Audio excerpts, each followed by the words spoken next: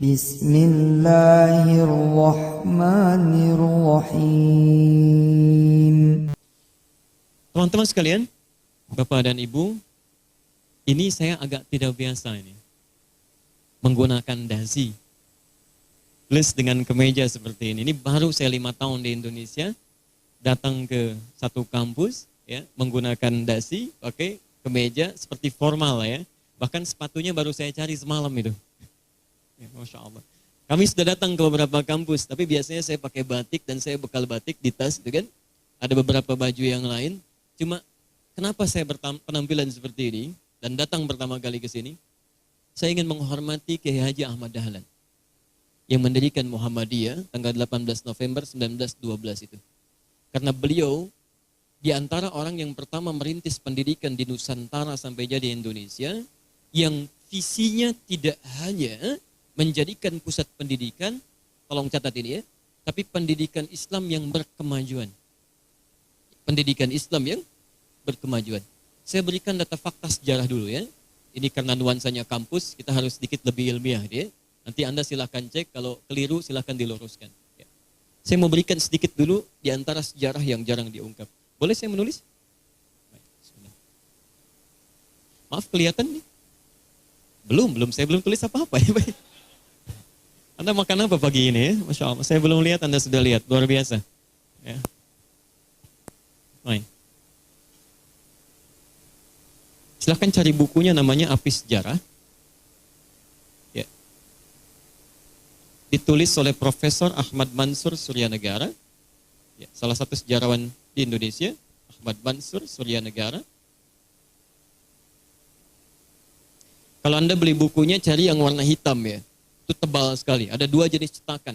Cetakan pertama itu dicetak dari Salamadani. Ya, terakhir cetakan ini dia di bulan Juli, tidak disebutkan tanggalnya, tahun 2013. Ya. Itu ada 586 halaman. Cetakan keduanya, saya rekomendasikan yang ini, sudah hardcover. Dia cetakan Suryadiningrat. Cetakan paling barunya 25 Rabiul Awal, tahun 1437 Hijriah, bersamaan, maaf 12 bukan 25, bersamaan dengan 25 Desember tahun 2015 Masehi. Ini jumlah halamannya sudah 597 halaman. Anda buka di halaman 351, posisinya paling kanan sebelah, pertengahan ke bawah. Di paragraf yang pertama, di baris yang ketiga. Agak ke pojok sedikit. Perhatikan. Beliau ini pakar sejarah, Muslim, dan termasuk jadi rujukan dalam sejarah di Indonesia bahkan Nusantara. Dan sudah diundang kemana-mana. Ya. Beliau sampaikan di dalam buku yang ini saya tuliskan, ya, Masya Allah, di tahun 1905, kalau mau lebih tepat lagi, 9 Ramadan, 1323 Hijriah, bertepatan dengan 15 Juli, harinya hari Kamis. Kamis Pahing, ya, tahun 1905. Itu ada pertemuan, sekarang Jakarta ya, di wilayah Tanah Abang dan Krukut di wilayah Jakarta, pertemuan 5 orang Muslim tokoh pada saat itu.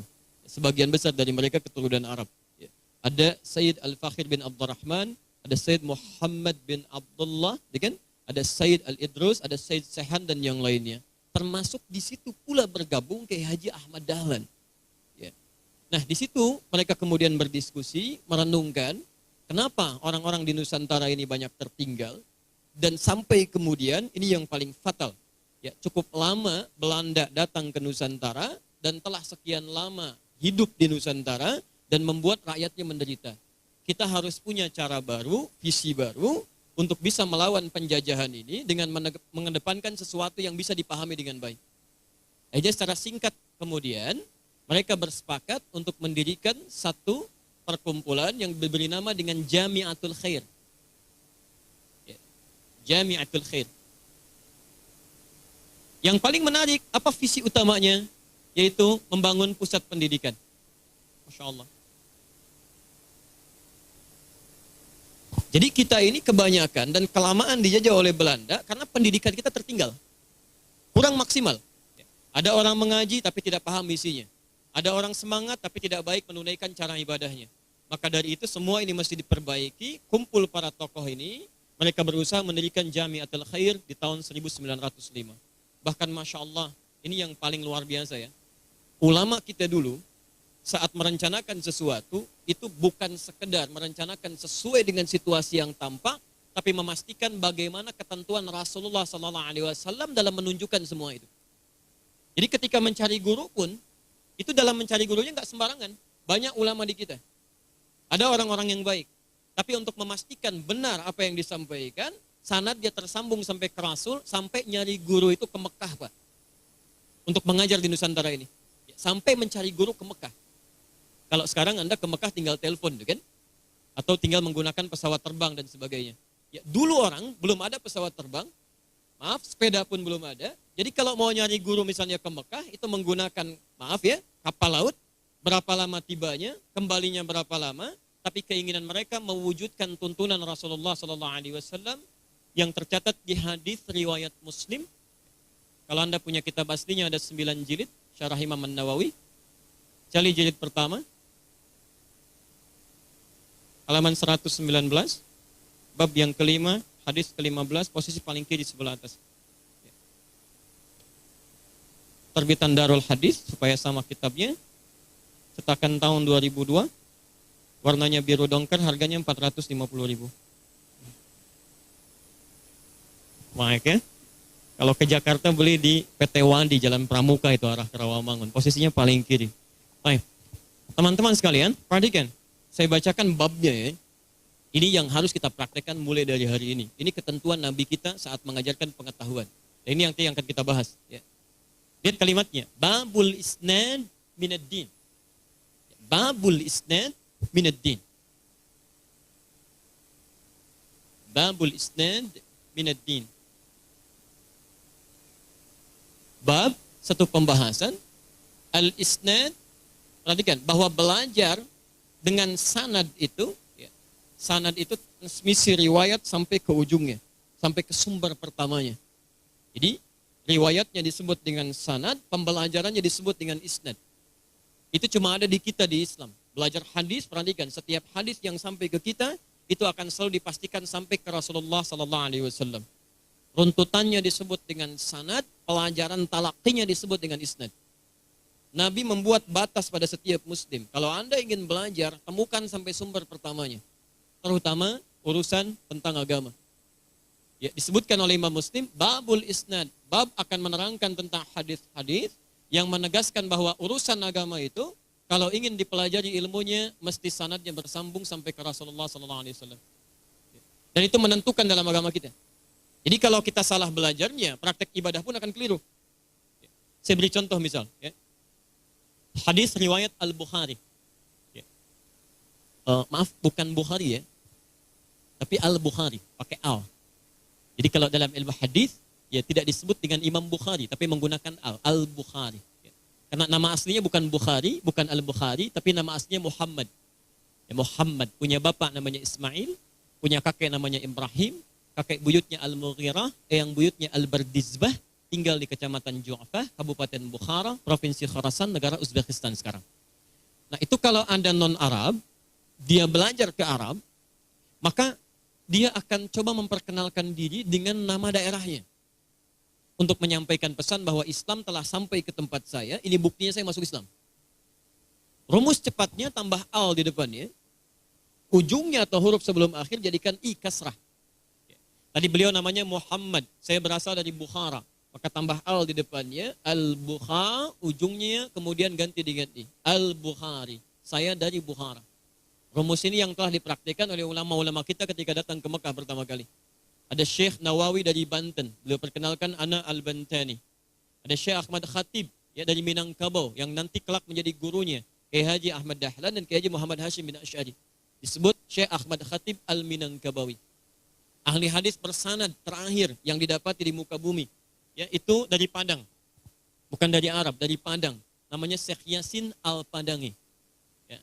Jadi kalau Prof. Khairuddin nanti insya Allah ke Mekah, boleh ditanya, anta man, ana Al-Banjarmasini, gitu ya, itu boleh.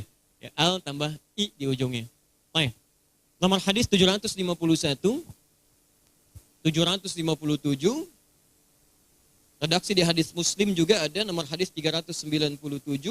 Kalau nomornya sedikit berbeda, cari babnya babul musi fis shalah. Bab tentang orang yang salatnya bermasalah. Qila bima ma'na, lihat kalimatnya. Ja'a rajulun ila Nabi sallallahu alaihi wasallam. Datang seorang lelaki pada Nabi sallallahu alaihi wasallam. Namanya Khalad Az-Zuraiqi. Fadakhala ila al-Masjidin Nabawi, dia masuk ke Masjid Nabi. Fa shalla bi jambin Nabi sallallahu alaihi wasallam. Kemudian orang ini salat di samping Nabi sallallahu alaihi wasallam. Dari mulai takbir sampai dengan salam. Falamma sallama yaminan wa shamala, tatkala dia salam ke kanan dan ke kiri, faqala lahu an-nabiy sallallahu alaihi wasallam. Tiba-tiba Nabi sallallahu alaihi wasallam langsung berkata pada orang ini. Perhatikan kalimatnya. Shalli fa innaka lam tusalli. Silahkan Anda salat lagi karena Anda belum salat. Padahal sudah salam. Fa'ada salatahu thalatha marat. Dia mengulangi salatnya sampai 3 kali.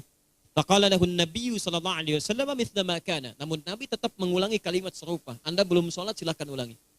Sampai orang ini berkata, "Ya Rasulullah, ma uhsinu ghairah." Ya Rasulullah, saya tidak bisa lebih baik lagi daripada ini. Alimni, tolong ajarkan saya. Ini poinnya. Alimni, tolong ajarkan saya. Maka diajarkan oleh Nabi sallallahu alaihi wasallam, Nabi menyampaikan, "Idza qamta ila shalah asbighul wudu." Kalau salat kamu ingin sempurna, begini, sempurnakan wudu dulu. Tsumastaqbilil qiblah, menghadap ke arah kiblat. Kemudian mulai bertakbir sampai dengan salam. Dari situ sampai hari ini kita mendengar kalimat, "Shallu kama ra'aitumuni usalli." Al-Bukhari nomor hadis 651. Salatlah kalian persis seperti melihat saya salat. Jadi Anda bayangkan, orang ada sahabat dekat dengan Nabi, hidup di zaman Nabi, salat di masjid Nabi, di samping Nabi. Karena dia belajar salatnya tidak bersumber dari Nabi, tidak sempurna, kata Nabi, ulangi salat kamu karena salat kamu bermasalah. Bila belajar Anda salah, maka salatnya pun bisa berpengaruh. Din. Jadi kalau yang hidup bersama Nabi saja belajarnya tidak maksimal, tidak sesuai dengan ketentuan Nabi dipersoalkan, maka bagaimana dengan orang yang, maaf, bukan sahabat, tidak hidup di zaman Nabi, tetangga Nabi juga bukan, keponakannya bukan, gitu kan? Tidak sholat di masjid Nabi, bukan di samping Nabi, merasa aman dengan sholatnya dan gak mau belajar, itu aneh. Itu aneh. Zaman Nabi orang berburu untuk belajar. Jadi kalau zaman sekarang gak mau belajar, itu sesuatu yang salah, gitu ya. Ada sesuatu yang keliru di situ. Nah, karena isnad inilah kemudian saya kembalikan para ulama yang berkumpul tadi di Krukut, Tanah Abang, mencari guru sampai ke Mekah, maka dipilihlah seorang bernama Syekh Ahmad Surkati.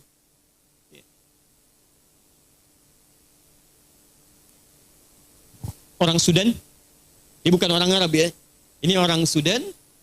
Beliau ini dari bahasa Sudan, sur, itu artinya ahli. Katirnya kitab. Di beliau ini bukan ahli kitab non-muslim. Jadi orang yang selalu lekat dengan kitab. Ya kerjaannya baca.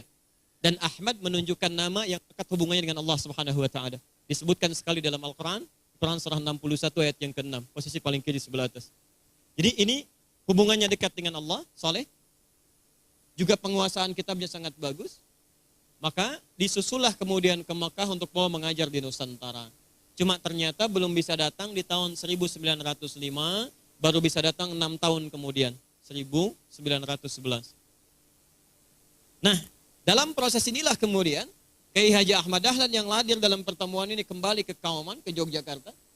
Beliau mulai mengajarkan nilai-nilai yang didapatkan dari pendidikan di Mekahnya, sampai kemudian ketika ini baru datang tahun 1911, dan baru memulai pengajaran, Kiai Haji Ahmad Dahlan sudah menghadirkan satu hal yang luar biasa, tidak hanya mengajarkan pada murid-murid, tapi setahun kemudian sudah bisa membangun persyarikatan. Yang menariknya diberi nama dengan Muhammadiyah.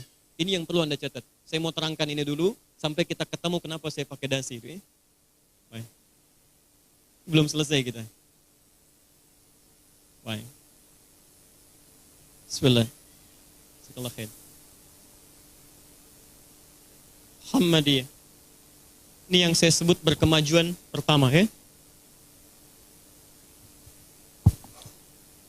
Perhatikan dari sisi nama. Lihat bedanya. Semula mendirikan Jamiatul Khair. Tapi ketika Kiai Haji Ahmad Dahlan, beliau kemudian kembali ke Yogyakarta, justru membuat satu nama yang unik deh, yang belum ada sebelumnya. Ya, Muhammadiyah. Ya, ada 3 hal di sini yang perlu kita garis bawahi. Dan antum membuat kampus dengan nama ini, berarti ada konsekuensi di situ. Awas ya. 1, ini Muhammad. Kedua, ya di sini Dan ketiga, ta marbutah. Bahas pelan-pelan ya. Yang ini Muhammad. Apa artinya? Oh, nggak usah ngarang ya, kita tanyakan ke Quran. Baik ya? Ya, baik. Kata Muhammad disebutkan 4 kali dalam Al-Quran. Kalimat pertama di Quran surah ketiga Ali Imran ayat 144, posisi paling kiri sebelah atas. Kedua di Al-Ahzab surah ketiga ayat ke-40. Ketiga di Quran surah ke-47 dengan namanya Muhammad ayat kedua. Dan yang keempat Quran surah ke-48 Al-Fatah ayat 29. Baik, saya mau beri gambaran sebentar. Dalam bahasa Arab, kalau ada seseorang yang punya sifat dan sikap baik pada sesama makhluk, tapi cuma satu saja sikap baik yang dominan, maka namanya di Arab akan disebut dengan Mahmud namanya. Mahmud. Misal, ada orang suka nolong orang lain, tapi nggak sabaran. Begitu yang ditolong misalnya kurang cekatan, ini responnya agak kurang maksimal. Tapi suka nolong, cuma nggak sabaran. Itu Mahmud namanya. Ya. Sini saya kasih makan, cuman diam-diam aja, nggak sabar. Telolet, baru datang misalnya kan. Itu kenapa? Halo? Jadi semacam itu kalau ada sifat baik satu yang dominan disebut dengan Mahmud namanya. Jelas ya? Tapi kalau sifat baiknya kemudian berkumpul tak terlukiskan, ini jujur juga, suka bantu orang, sabar luar biasa, rendah hati, tawadhu'nya berkumpul di situ, maka berubah namanya dari Mahmud menjadi bentuk superlatif, sighah mubalaghah, jadi Muhammad. Kenapa Rasulullah SAW kemudian disebut dengan Muhammad sebagai nama sifat yang melekat pada beliau untuk menunjukkan kesan bahwa Nabi terakhir ini, Rasul mulia ini, di antara kemuliaan terbesarnya yang melekat pada sifat dirinya, itu punya sifat luar biasa baik dan mulianya pada makhluk di sekitarnya. Saya tidak perlu lukiskan bagaimana hubungannya dengan manusia yang saat sholat tiba-tiba ditaruh kotoran di punggungnya, tapi beliau nggak marah. Masya Allah. Yang paling luar biasa, silahkan perhatikan. Jangankan pada manusia, pada hewan pun, pada hewan ini. Hadis riwayat Ibnu Majah nomor hadis 3221 dari Jabir bin Abdullah. Bagaimana beliau mengkisahkan ya bahwa Rasulullah SAW setiap akan menyembelih hewannya, hewan kurbannya, raaitu Rasulullah SAW hina yadhbah, setiap kali akan menyembelih hewan kurban, aqbalal qiblah, itu hewan dihadapkan dulu ke arah kiblatnya. Kemudian apa yang terjadi? Pisaunya ditajamkan dulu. Saat pisau ditajamkan itu memberikan isyarat pada sahabat. Ya. Tolong tajamkan pisaumu dan jangan sakiti hewannya. Supaya tajamnya itu semakin mengilat dan sembelian berlangsung dengan cepat, tidak menzalimi hewan. Bisa nggak Anda bayangkan? Jangankan pada manusia, pada hewan saja masih punya perasaan. Jangankan pada hewan, pada tumbuhan ya, dalam suasana yang sangat genting, panasnya luar biasa. Ya. Maaf, dalam peperangan itu kan emosi sedang memuncak luar biasa. Situasi panas. Ya. Makanya dalam peperangan nggak ada kasih sayang. Quran surah ke-9 At-Taubah, itu surah tidak dibuka dengan bismillah. Semua surat dalam Al-Quran dibuka dengan Bismillahirrahmanirrahim, kecuali At-Taubah, Al-Bara'ah. Kenapa tidak dibuka dengan Bismillah? Karena awal ayatnya menerangkan tentang peperangan, sedangkan Bismillah berbicara tentang cinta kasih. Sedangkan perang itu nggak ada rasa cinta, nggak ada rasa kasih. Saya belum pernah lihat ada orang perang sampai hari ini. Begitu mau nembak, Assalamualaikum, permisi, nembak ya. Nggak ada. Begitu kena, dor, sakit nggak? Nggak ada. Nembaknya nembak pasti gitu, bom ya bom. Hancurkan ya hancurkan, itu suasana perang. Ya, kadang-kadang tidak ada sesuatu yang dengan kuat luar biasa, ya, sifat baik itu kadang tidak muncul. Tapi kata Nabi, sepanas-panasnya dalam peperangan, sifat seorang muslim itu, maaf ya, jangankan manusia, jangan merusak tanaman kata Nabi. Jangan merusak tanaman, Anda bayangkan.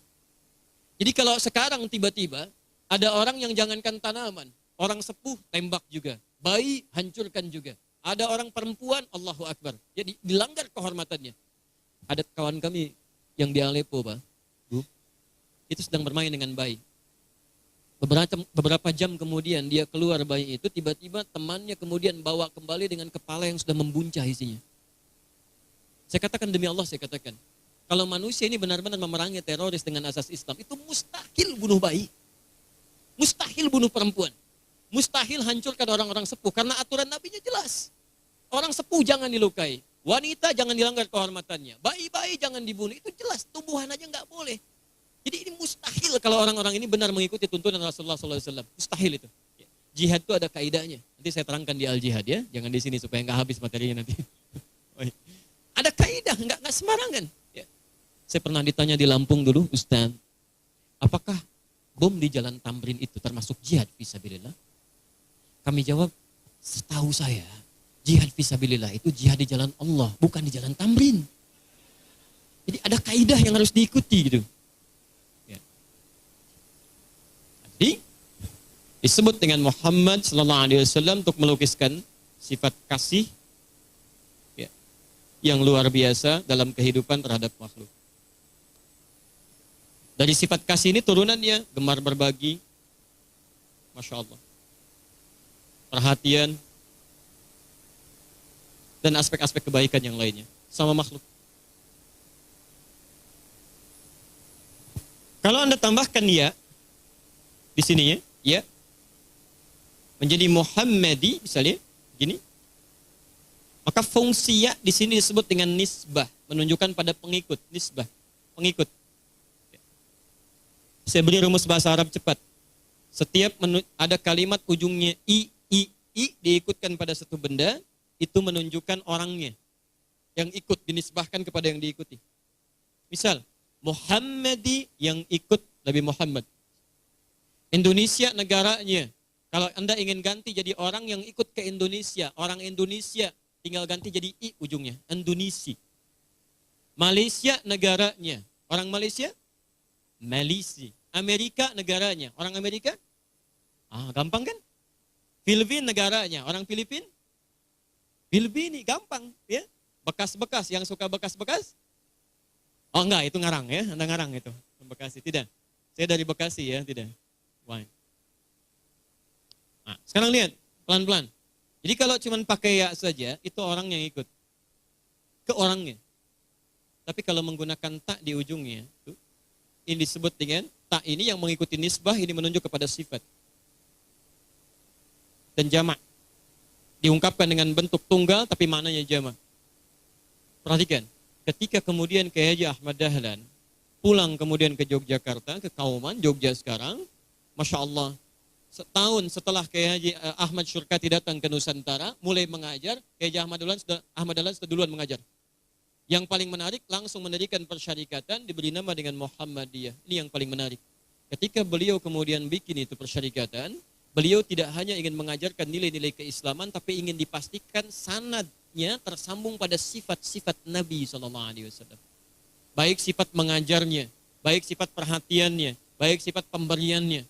Karena itu ketika mengajar pertama kali beliau di Masjid Gede itu, menyampaikan isi surah Al-Ma'un, surah ke-107 ayat 1 sampai dengan 7 itu, apa yang dilakukan oleh beliau? Tak, ini dipraktekkan. Tak. Maaf, bukan cuma wayamna'unal ma'un, bukan.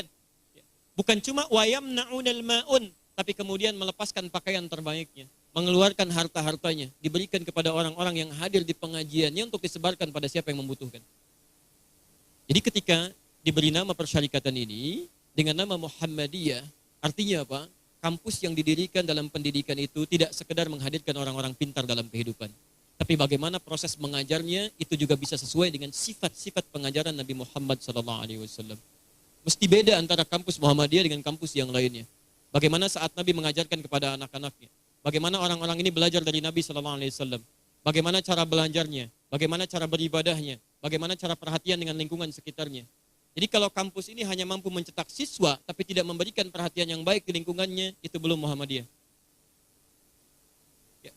Harus ada. Alumni dari sini mesti pandai berbagi dalam kebaikan. Bukan cuma berbagi, sesuai dengan sifat Muhammad SAW. Harus bisa memberikan perhatian. Bukan cuma memperhatikan, harus sesuai dengan sifat Muhammad SAW. Itu yang dimunculkan oleh beliau. Dan yang paling menarik, ini yang tidak banyak diungkap dia. Ternyata ini pun suatu isyarat, bukan cuma sifat-sifat yang diikuti. Karena Kiai Haji Ahmad Dahlan itu termasuk keturunan Nabi Muhammad SAW. Ada dzurriyyah beliau, tapi tidak pernah disebutkan dan tidak pernah menyebut dirinya dengan Habib sampai hari ini. Ya. Tapi bukan berarti keliru ya, silakan itu kan bagian yang lain. Silakan saya coba sebutkan. Misal, Anda kalau urutkan nasabnya, nama aslinya Muhammad Darwish asalnya. Ketika belajar kemudian dirubah namanya menjadi Ahmad Dahlan, silsilahnya sampai ke Nabi Muhammad SAW dari Maulana Ishaq.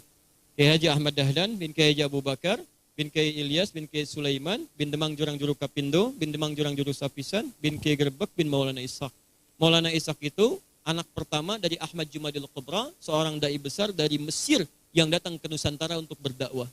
Punya dua anak. Anak pertama namanya Maulana Ishaq, yang kedua namanya Syarif Abdullah. Yang kelak Syarif Abdullah akan menikah dengan Syarifah Mudaim, yang nama aslinya Rara Santang, lahir tahun 1426, dari ayah bernama Prabu Siliwangi yang menikah dengan Nyai Subang Larang. Di Mesir kemudian, di saat menunaikan ibadah haji, ketemu dengan Syarif Abdullah, kemudian berumah tangga, pergi ke Mesir sampai dengan 20 tahun melahirkan anak namanya Syarif Hidayatullah. Sampai pulang menjenguk kakeknya di Gunung Jati, diberikan tempat di situ dikenal dengan Sunan Gunung Jati. Nah, Maulana Ishaq ini anak Ahmad Jumadil Kubra, keturunan dari Ali Zainal Al-Kabir, anak Ali Zainal Abidin, nyampe kemudian ke Husain, Husain adiknya Hasan, Hasan anaknya Ali bin Abi Thalib, Ali bin Abi Thalib suaminya Fatimah, Fatimah Az-Zahra putrinya Rasulullah SAW.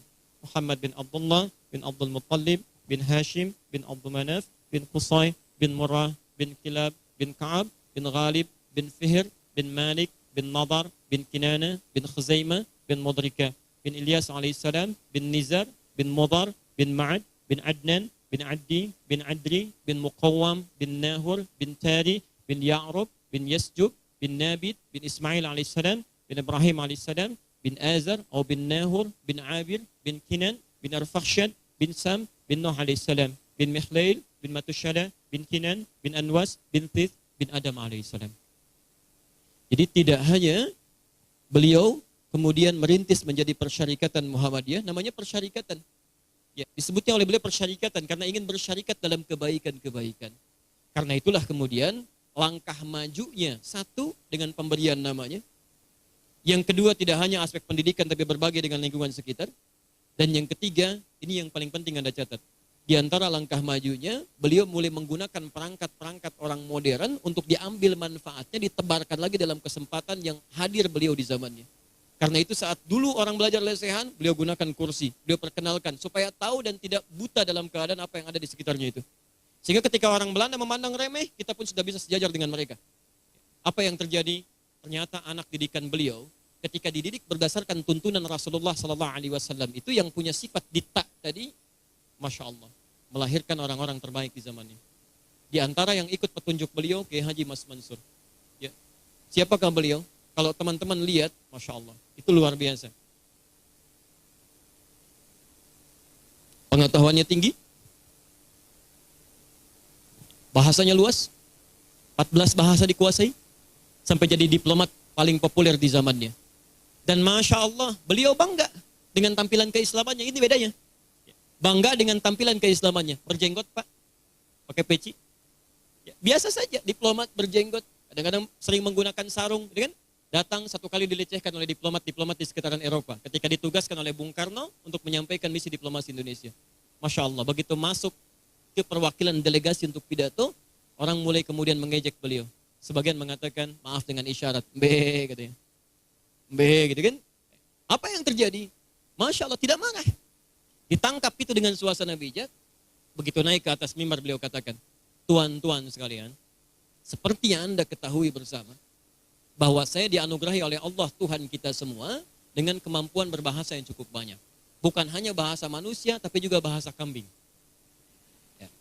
Nah hari ini, izinkan saya untuk menyampaikan pidato saya dengan bahasa manusia dulu. Setelah itu selesai, saya akan beralih kepada kambing-kambing di sini untuk memberikan penjelasan dalam bahasa mereka. Nah, itu seketika terdiam semuanya. Siapa beliau ini yang mengambil petunjuk dari tadi? Pola pendidikan Muhammadiyah tadi yang mengacu pada sunnah Rasulullah SAW dan bangga dengan janggutnya, nggak ada masalah. Ya, tidak harus Anda datang ke Eropa kemudian Anda cukur janggutnya. Anda datang ke Amerika Anda lepas hijabnya, tidak. Jadi keliru kalau ada sekarang misalnya pajang foto ulama, misal tampilkan tiba-tiba janggutnya hilang, gitu kan? Ada yang salah pasti di situ. Ada yang keliru, gitu kan? Jadi jangan sampai Anda hadir dalam perkembangan kemudian kemodernitas yang ada, tapi melupakan nilai-nilai syariat yang harus ditampilkan dalam kehidupan. Jelas hari ini? Baik, jadi dari sini saya menghormati beliau menggunakan dasi, kan?